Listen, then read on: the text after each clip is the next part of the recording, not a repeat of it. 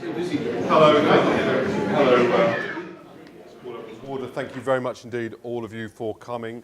We can see we've got a packed room. It's understandable because of the subject matter and the guests we have today. My name's Daniel Finkelstein. I'm chairman of Policy Exchange. I'm really pleased to introduce this discussion in one of the core areas of Policy Exchange's work, which is the development and reform of public services. That's obviously critical, how we get better value for money and how we shape those so they're more responsive to consumers. And it's also very important that in this we engage with all the big thinkers in this area, both are influenced by them and try to influence them. So I'm really pleased that both John Cruddas and Oliver Letwin are with us today, and it's very kind of them to find time for us. But before we turn to them, I want Sean Worth, who's very much been our guru in this area, to introduce the work that we've been doing so that you've got some idea of the sort of things that Policy Exchange has been involved in before we move on. Thank you. Shall I go up here? Or? Please, yes. Great, thanks very much. As well as lowering the average IQ on the panel so it's not so scary, I'm just going to set out a bit of the kind of scenery around this area. We've published a report earlier this year on public services. Basically, I'm going to be really brief about what it is and what we've found so that we can go straight on to kind of debate some of the issues that came out of it. First of all, the analysis. In a real nutshell, there's two big things. First is the most obvious. Spending is going down, and this is something we're seeing across the world. Public services and the public sector, as it's traditionally configured, is really, really under pressure financially. On the other side of the coin, however, and the second thing, demand is going up, and again, it's fairly obvious, it's driven by demography. We've got 1,000 people joining our population every day, either being born or coming to the country, and at the same time, at the other end, we've got an ageing population. There'll be double the number of 85s in just 20 years' time, and the official reports are that providing services to an 85-year-old is 3 times as costly, not to a working age person, but just to a 65-year-old. So it gives you some idea of the kind of costs that are involved in just literally keeping pace with demography. So the real question, this is part of this work, we talk to people from all over the world, and the picture is exactly the same. The real question is how we square that circle without things getting monumentally worse. Politicians don't want to have to face up to it right now, and I completely understand that.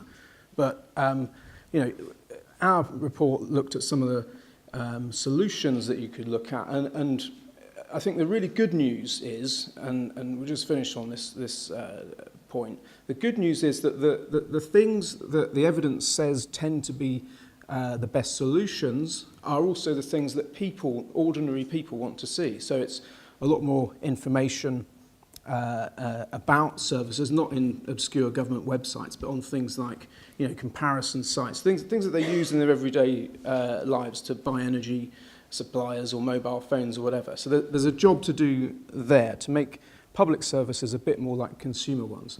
Second, allied to that is more choice, genuinely. More choice and more control over the services that they use. Again, they want to be treated, they know public services are different, they're public goods, they're not tins of beans, but they want to be treated like consumers, have someone to complain to ditch and switch like you can with bank accounts and so on. So, second point. Third point is that they're really not ideological at all. They just want to see the best possible providers doing the service. They don't care what sector it's from. A qualifier to that, though, and the last sort of principle, if you like, of public service reform that we looked at was that while people look at different providers and competition as a way to really quite radically improve things, especially where they're not very good at the moment, they do want to see very strong safeguards put in place. Again, public services being public goods was a really big theme that comes out of the research. And they don't want to see profiteers coming in from other countries, especially making a quick buck and running off. And they want to ensure that services are going to continue, and they don't care who provides it as long as there are those safeguards in place. We shouldn't be allowing schools to be turned into flats, for example, if they're needed in the community. So there are some very clear things that we can do, and the report goes through those on a technical level to deal with those 4 points about information, choice, competition, and safeguards. And I guess the kind of political part of our work is that I think that a sort of frustration that the debate over this reform, given how absolutely certain we are and other countries are to have to reform, the debate is kind of still stuck in the 1970s with trade unions kind of opposing every piece of change, however progressive it is. Big businesses being uncomfortable at the fact that they're actually being held to account for providing services and how much profit they're taking out of them. So what really needs to happen is to have a much richer, more open debate, listen much more to what people want, and then I think we can start really getting some traction. And so as part of trying to get that debate going, we're very lucky to have our guests here today. So I'll finish there so we can pass over to them. Thank you. Thank you. So I'm going to ask John first to talk, and we've all had, I think, a chance to talk to John in the past on sort of the revival of Labour's civic traditions, and I think now we'll sort of see how that's been developing as part of your policy agenda. Right, So, thanks John. very much, Danny, and congratulations, by the way. It's all very well. Nice being at Policy Exchange. I always enjoy playing the sort of token leftist who is here to sort of kick up a bit of dust, turn over a few tables, play the iconoclast. Actually, I play the token rightist in my own party, so there's a sort of equivalence in this conversation. Anyway, look, I really welcome the work that Sean's been doing and Policy Exchange in terms of it's really developing into a substantial body of work. And I think it is a really useful corrective and pole within the debate, which actually, to finish where you finished off, Sean, about this is the coming debate that we have to all equip ourselves to confront and navigate around. And this is really the beginning of a conversation rather than start. So I just want to map out some of the basic arguments that Sean makes. We should give more power to people. Yes, people want more power. The best way to achieve this is through greater choice and competition, comparing, choosing and switching services from a field of providers. And poor people in particular want this power to choose, which is a theme you made very clear this afternoon. At the same time, demand on services increasing, partly through demographic changes, through an ageing population as well, so we have to cut back within this zero-sum game. Transformational change is essential, therefore, rather than salami slicing. You reach critical mass in terms of the transformative needs to reconfigure services. But powerful vested interests and reactionary elites, as you describe them, who control the public sector, are stopping this happening. So the coalition is following previous governments' 4 essential market-based elements of reform. 1, choice; 2, competition; 3, provider autonomy; and 4, per-user funding. But it's not being radical enough, and we need a revolution in choice and competition. That's how I would sort of sum the sort of contribution that made. And now I would agree with an awful lot of that analysis, but I would tend towards seeing some of the solutions being somewhat simplistic, and this is where my leftist credentials kick in, and not learning enough lessons from the past, paradoxically, given the point you made about the last 30 years. There's a danger that this is simply seen as a sort of almost a deracinated turbo-Thatcherism on speed, and is not necessarily the right remedy that we need to the present environment. Arguably, I'd make it a bigger problem of market liberalism, actually. We do not dismiss the need for markets, but it can create its own monopolies. The elite Sean opposes are as likely to be big corporate providers. Actually, he did make that point this afternoon, as government bureaucracies. They are as unaccountable and lack transparency. They hide behind commercial secrecy, and they can create externalities that they do not take responsibility for. They profit from taxpayers' money, often by cutting workers' pay and conditions, which leads to in-work poverty and tax subsidy, and taxpayers subsidising these profit and shareholder dividends to tax credits. And I would question where the living standards agenda that is being developed within the Conservative Party actually kicks in, given that sort of cross-current. Competition can waste money by duplicating activities and creating fiefdoms. More markets mean transactional cultures which require a centralising state and targets. Markets can crowd out the ethos of public service, human values and relationships. So therefore, I would actually question how new are the arguments that Sean is developing, and actually, are they dominant arguments that we've seen being dominant in the last 30 years of public discourse, but are just being intensified. So what is the qualitative difference that are being made on offer? And actually, in many respects, the criticisms I make, I think I would suggest David Cameron acknowledged when he was developing some of his compassionate conservatism development. And actually, it does shine a light on some of the cross-currents at work within modern conservatism between conservatism and extreme liberalism. And I would tend to suggest on some of this debate that the extreme liberal wing is winning out on terms of over and above the Conservative tradition. So in terms of Labour, for next year you're going to see a lot of discussion around public service reform, the relationship between the centre and city regions or the devolved institutions and localism. And some of the organising principles will be that we're trying to be both radical and conservative in that we believe in a balance of interests for the common good and that no one interest should dominate over others.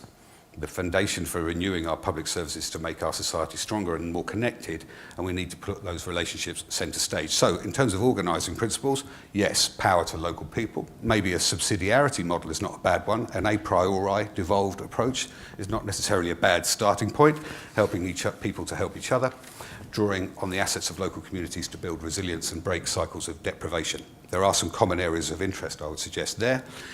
Investment in prevention rather than remedy.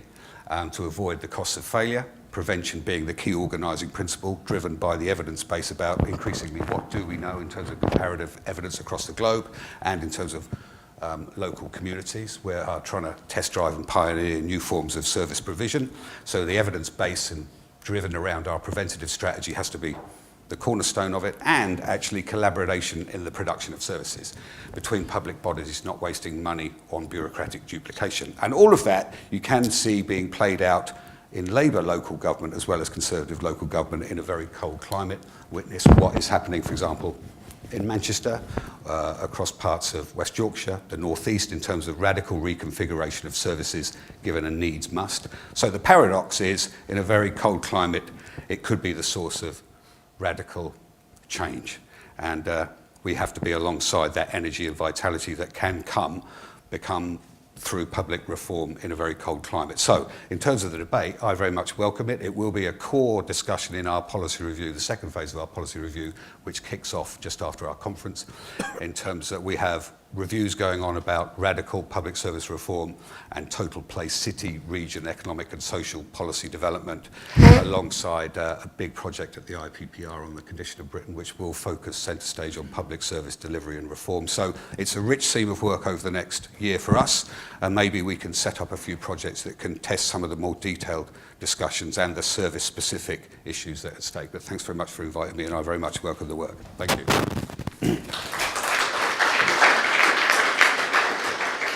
Oliver Letwin. Well, thank you very much. I don't know whether I'm to be characterised by John's descriptions as an extreme liberal, which is a phrase I've never heard before, rather interesting one, or as the party's token lefty, match his token righty. But actually, of course, like everybody else in the room, I just think of myself as a normal human being, thinking all the sensible things and wondering why not everyone in the world agrees with me. And the truth is, I don't think this is either or, but rather both and, in the sense that I don't by any means disagree with everything that John was saying. There are certainly many services in which various of the things he was describing are exactly the sorts of things we need to do. I think both the coalition and the opposition at the moment are pressing for bringing the public health service and the continuing care services of the National Health Service into much closer conjunction with local authority care services, as John was describing in Manchester and in other places. It's clearly a sensible thing to do. As in our Troubled Families programme, we discovered that there are lots of different agencies, both local and central, all trying to deal with the very same family, and it makes sense to try and identify who the families in question are and to try to make sure that the various agencies actually talk to one another about the family and work together and try to prevent problems ahead of time rather than curing them after, and try to do so on a more efficient and cooperative and cheaper basis. And that is, of course, part of the solution to the problems that Sean rightly identifies about being more efficient. There are also services where we're dealing with people who are enormously vulnerable and peculiarly unable, at a certain stage in their life anyway, to make decisions for themselves unguidedly. So, for example, when someone's caught in the vortex of drug addiction, it's very important that we should enable them to climb out of that condition. but it's not something where you kind of walk into a walk-in drop-in center and make a decision and choice.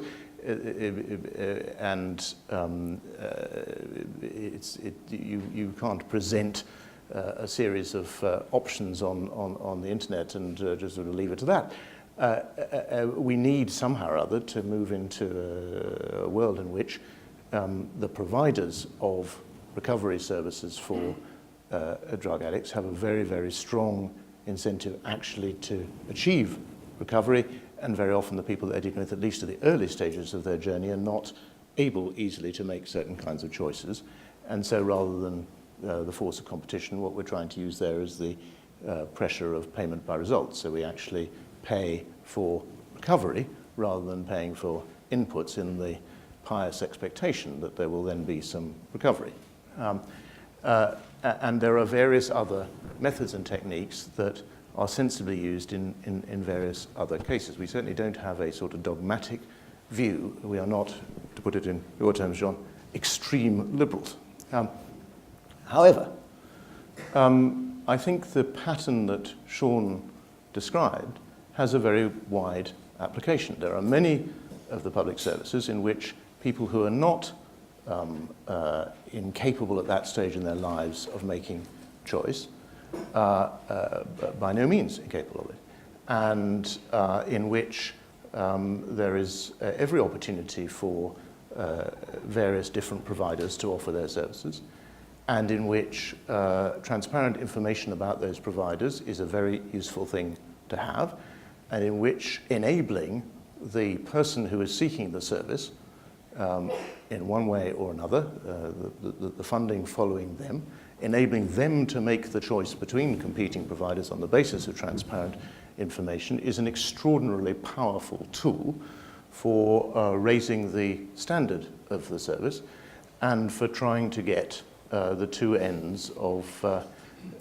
income and expenditure in that public service to match under the pressures which Sean has described and which neither John nor I nor anyone else rational would want to deny. There is an aging population, there is an enlarging population, there is a restricted amount of money, and under those circumstances we have to try to be significantly more efficient and effective. And the general proposition that competition and transparent information and choice have a role to play in being significantly more efficient and effective in the kinds of public service which people who are perfectly capable of making choices themselves take up is a proposition so obvious that I would have expected John not to have as much difficulty as he was having accepting that proposition. Of course, there was a time when there was a debate between people who thought you had a command economy in the Soviet Union and it worked frightfully well, and other people who thought that it wouldn't work frightfully well forever.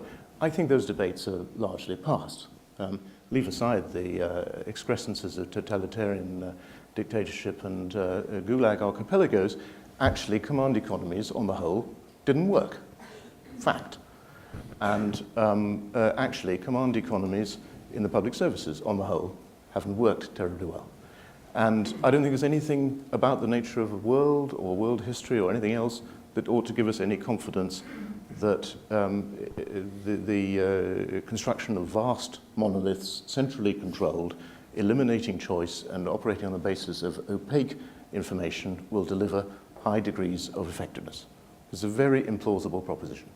On the contrary, moving to arrangements in which different providers are available, the results they achieve are transparent, the people who want to use them are enabled to make those choices. Where they haven't the means, the state organizes things so that they are provided with the means, or arranges for the payment to be made on their behalf without having to make it themselves, but they keep the choice and they see the transparent information on the basis of which they make the choice. I think there's every reason to suppose that will tend, it's not a cure-all, but will tend to create pressure for effectiveness, efficiency, and good results.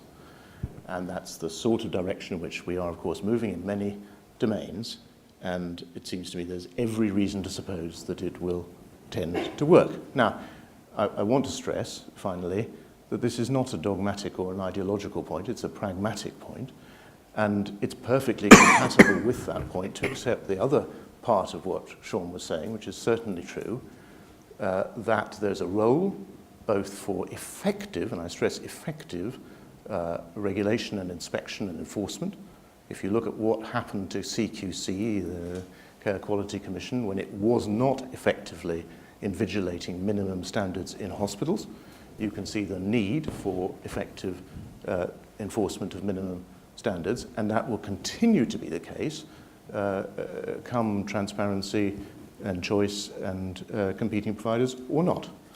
And it's also true that it means taking on vested interests, and there are two sorts of vested interests. There are the producer vested interests of those like some of the people in some of the trade unions who argue for the status quo on the grounds that's more convenient, they think, for them and for some of their members. But it also means taking on large companies that want to make a quick buck instead of providing a good service. And that should be no surprise to those of us who have believed in free markets for many decades, because in the so-called free market, actually what we have is a market which is and needs to be regulated in various ways. Pro-competitive regulation is required, but also other forms of regulation in various domains where people, for one reason or another, have the ability to corner markets and have to be prevented from doing so. And certainly, the public interest demands that there should be things like provisions for continuity, which is precisely why we've been building those in. So this is not a dogmatic, extremist, laissez-faire position. It recognizes that there are public services where other techniques are required because of the nature of the service. It recognizes that even in those areas where choice and transparent information and competition are powerful drivers and natural accompaniments of efficiency and effectiveness, you require a degree of regulation and enforcement, and you have to take on best interest. But it maintains, nevertheless, that choice and transparent information and competition are valuable ways of improving standards and achieving more for less. And I think that proposition is and will remain true.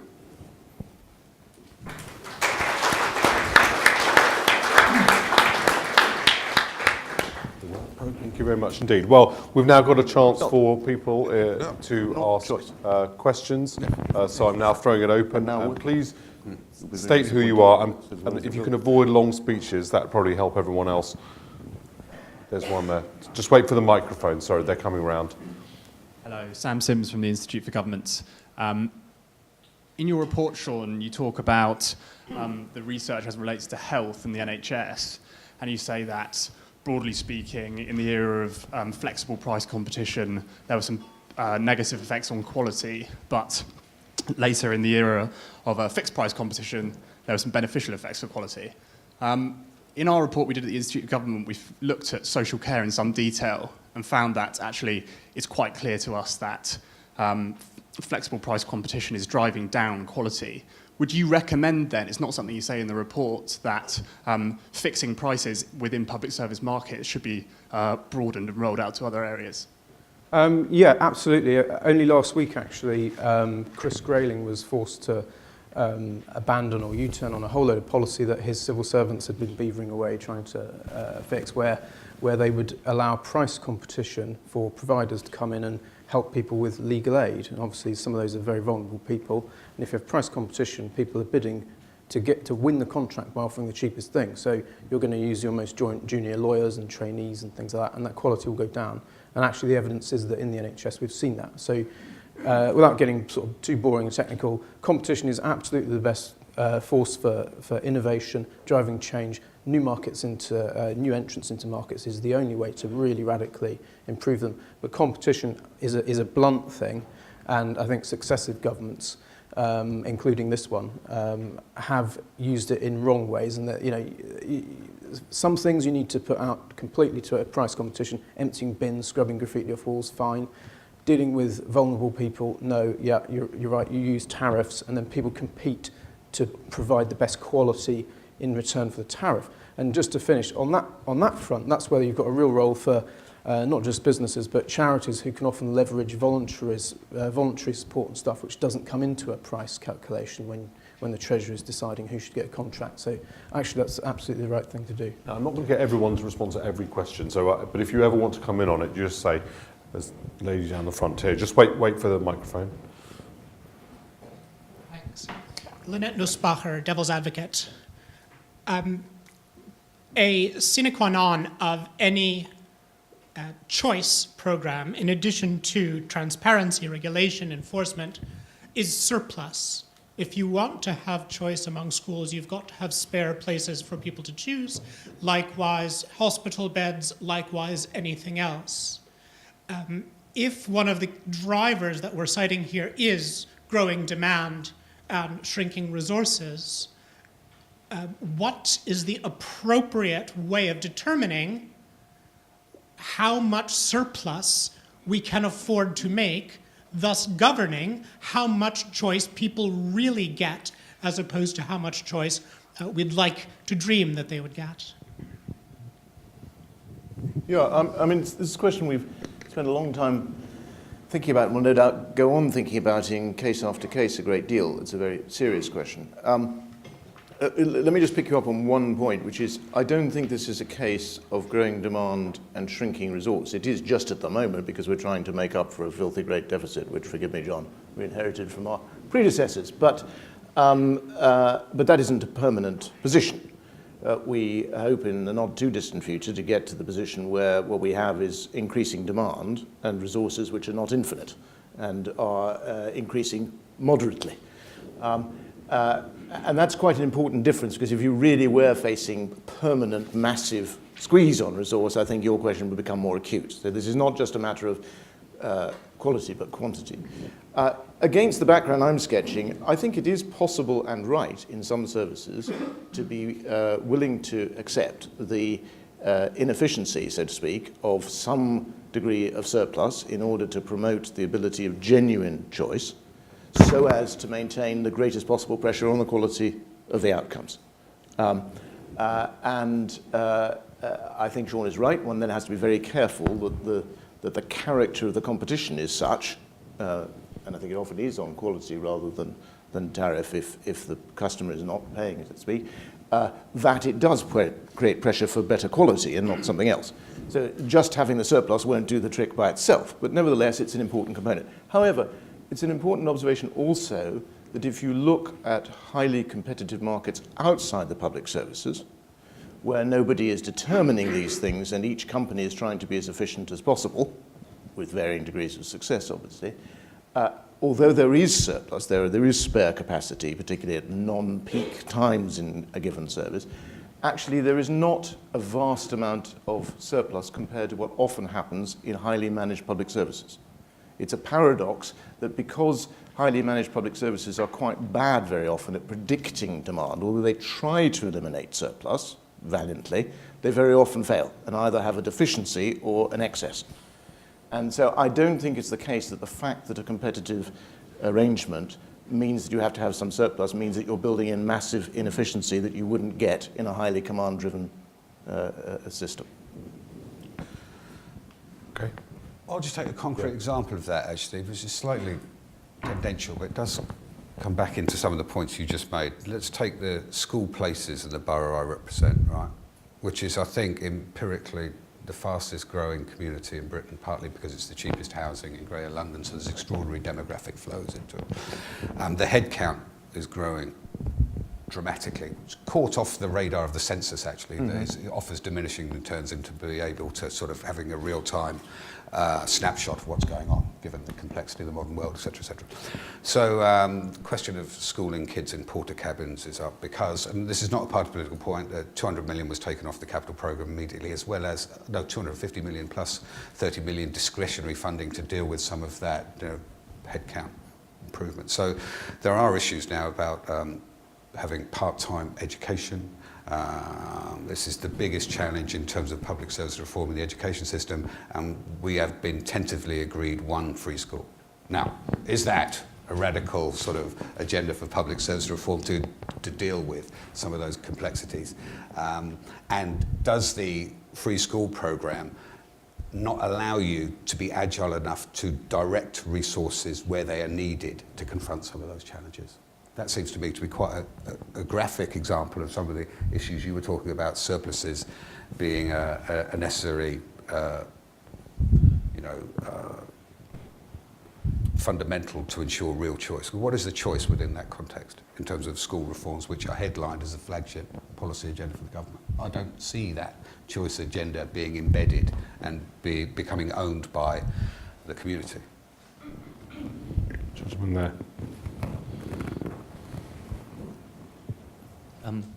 Sorry, my name is Chris Wakely from Boxwood. It's a commercial consultancy and we don't actually work in this sector, so please sort of treat this observation. But I think that, if we were designing the operating model of a business, we wouldn't be, designing surplus in. And I think that, possibly you're barking up the wrong tree on choice, because choice does cost money, variance costs money, and most global businesses will try and build in capacity so they can take on more market share should it occur. But by and large, what you seek to do is to make the front of the business, where the service is delivered, as customer-centric, friendly, and as good an experience as you possibly can. And actually the thought that you would build in surplus. And so just going back to Oliver's previous comment, I suspect you are up against a continual downward budget pressure. And I think that that, together with the notion of choice, you are possibly focusing on the wrong thing. And then when we come back to what Sean was saying, I think leveraging the commercial market is a good way to bring in innovation and ideas. But what I would also say is that if something is really important to a business, they generally do it in-house, if it's really important, and then you leverage the market when you've sorted it out. So, I think there are some ways to think about how you implement and go forward. I don't know if anyone would like to come back at me over that. Let me just respond on it's very, very interesting. I hadn't been expecting to discuss something so sort of micro as this, but it's a very interesting point about surpluses. If what you were saying was an adequate description of what happens in non-public service markets, then it would be the case that every time you go in to buy something, you'd find that there wasn't anybody serving you because they were already doing so. That isn't how things work. What happens is when you go in to buy something or you go and see your lawyer or your doctor, whatever, they have a bit of spare capacity to see you. They build that in because that's how they attract you there, and if they were constantly occupied so that you could never find a slot with them, they would end up by not having you there.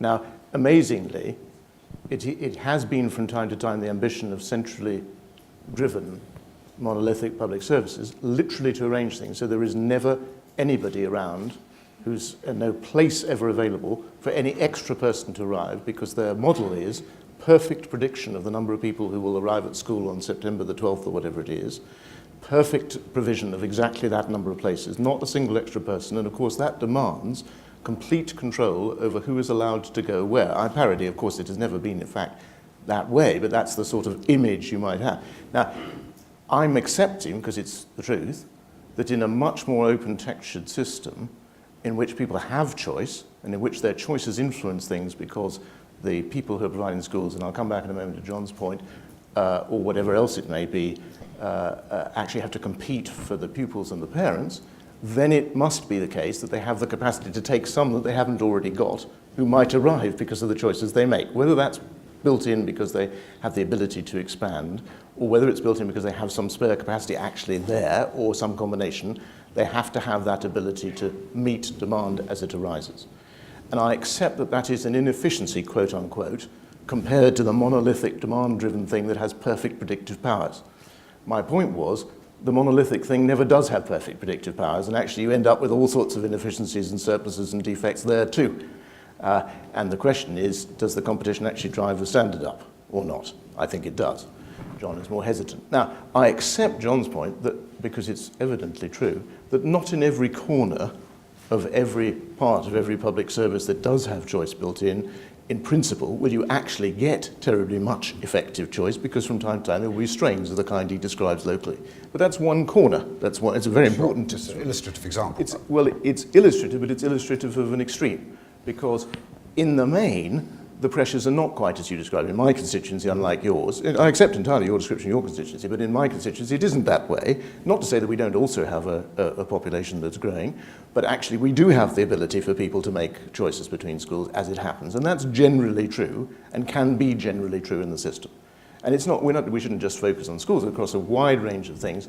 In most of our fellow citizens live in places where they can make choices between various different public service providers, if we allow them to do so, in many domains. And we can arrange things so that that's possible to do, because there aren't the extreme pressures that John describes as arising in one particular place at one time. And the question we're debating is not, will there always and everywhere be perfect and open choice, but can you arrange things so that by and large there is real choice and it creates real pressure through real competition? I think you can. I don't want to be sucked into surplus, so the next question has to be on something else. The lady over there. Ruth Paul from the Institute of Economic Affairs. This is a question for Oliver Letwin and John Cruddas. You both spoke quite laudably, I think, of kind of issues around choice, localism, and tackling vested interests. What I was interested in hearing from both of you, what do you think is distinctive about your particular offering? So where do you not agree with each other? Well, I'd be interested to know whether John and I agree about what we disagree about. But and incidentally, I mean, I think there are actually quite a lot of things we agree about, so there's no point in trying to disagree just for the sake of it. But I think the disagreement between us is essentially this. Neither of us is maintaining that choice and competition extend everywhere and solve everything. But I'm maintaining that they can extend very widely and can help to solve a lot, or help to improve things a lot. Whereas I think John is maintaining that they don't apply very widely and can't help very much. And that's quite a big difference. I think we do disagree. All right. We disagree with that. Well, there we are. Because I actually You are helping us understand ourselves. Just in terms of take those three things you mentioned. I come out of a tradition in the labour movement which is radically devolutionary in its traditions. You know, it's about taking on authoritarian or over mighty states or markets wherever they appear, and trying to, you know, build a sort of politics of self-realisation through local, you know, opportunities, choices, and, you know, human fulfilment. You know, that's where I come from. So that naturally fits with some of these choices, actually, and localism in their agenda. Now, I readily accept there are other cross-currents within the Labour Party or traditional Fabian socialism or whatever that push back against those sort of traditions, and you see these debates within parties that, you know, contest the shape of your policy offer built around where you come from within your different parties, and at every one time certain different traditions win out within those internal battles. And I side from a very radical localist agenda of devolutionary, reconfiguration of services in Whitehall, and rebalancing between the centre and the local, you know, handing power away, etc., etc. So I think there is more of a fit in terms of what we might agree with than you might necessarily assume. I do think there are boundaries to it, and I do think some of this debate on the right can actually veer into quite a sort of radical liberalism, as I describe it, which doesn't acknowledge some of those boundaries in terms of choice and limits to market penetration, and the role of the state in terms of managing, predicting and organising resources and cohering coalitions in the local environment. I mean, I think one of the things that draws us all together on a policy exchange platform is our view that about this decentralist agenda, the idea of handing back power to people and allowing them to choose, and the idea that with that comes a sense of identity, belonging and ownership, which Conservatives and Blue Labour and other people are interested in from different points of view. The question I've increasingly worried about is whether the electorate is interested at all. I remember you know, what happened in the police commissioners' election and the mayoral elections, mayoral referendums set off that warning. You know, of course, for most people, choice is like a cost before they get the benefit. So people may not want to spend it, and they're also the idea about belonging sounds incredibly vague and woolly to them. Sure. And when it comes to the question, the Prime Minister said, you know, lots of relationships in society, that's the point of the big society, are not negotiable relationships. They're much more like family relationships, and they're not transactional. But actually most people's experience of most things is transactional, and they do precisely see their relationship with the state as transactional and don't even really understand what you're going on about if you say it's not. How do we save what we do agree about from just becoming waffle that's of no interest whatsoever to the electorate? Yeah. Sorry, You start. there's a really interesting question there about how you lock in policy for a medium term, which actually is across the aisle in terms of shared endeavour and support for it, and how you nurture that sort of thing. And you go back to what we know about what actually works. And there's increasingly, whether it's from, I don't know, Washington State or New Zealand or Australia in terms of early years review, whatever, increasingly we're getting more and more adept at harvesting information about what works. I think we are, anyway, in terms of my sort of understanding of the data sets. Now that throws up really interesting challenges about whether, and actually the need to lock in some of those investments over a longer term timeline that transcends the sort of laws of politics. Now, how do you create some conversation that allows that space to be developed? And I think that would create a sort of policy mix which actually is readily consumable actually at the local level in terms of, I don't know, support for early years interventions or recidivism or prison reform or whatever, or job brokerage models or whatever. And I think there is a very local agenda that actually could be appealing to people as well as more than one political party. And that is the interesting thing about scoping out this conversation, about whether in a very cold climate that is a legitimate political endeavour. So have you become worried that people aren't interested? No, actually. I want to come back in a moment to this question of what unites us and what divides us. But just on that point, I'm actually much more optimistic about this than you are. And not quite for the same reason as John was, but regardless of what works, I think there's enthusiasm. I was told that neighbourhood planning would never take off in this country. It's only been going for a few months, and so far there are 600 neighbourhoods that are already engaged in it, and a huge ramping effect going on. I've been around some of these places, and it's transformative. People are coming together to talk about the nature and shape of the place they live in, and the fact that they have the power to determine that now in a way that they have never had before in our history is liberating and changes their attitude. Certainly one of the things it's doing is meaning that people are willing to have and want to have development because they feel it's not being thrust on them, but rather something which they can determine the shape of and meet the need of their children to live there.